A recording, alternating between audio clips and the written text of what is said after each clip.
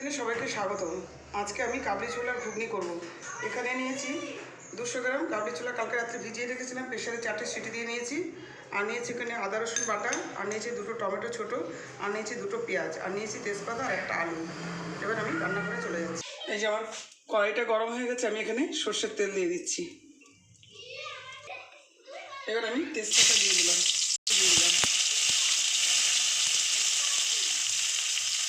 এবার আমি টমেটোটা দিয়ে দিলাম। আমি এখানে সামান্য লবণ দিয়ে দিলাম, হাফ চামচ দেওয়া হয়ে গেছে। 1 চামচ চিনি দিয়ে দিলাম।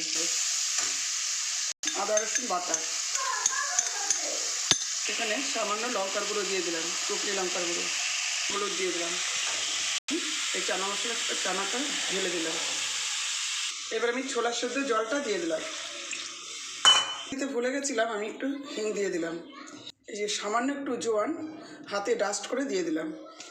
করেছিলাম ছোলার সাথে, এটাকে আমি এইভাবে দিয়ে দেবো। মটন কষার কাই দিয়ে দেবো।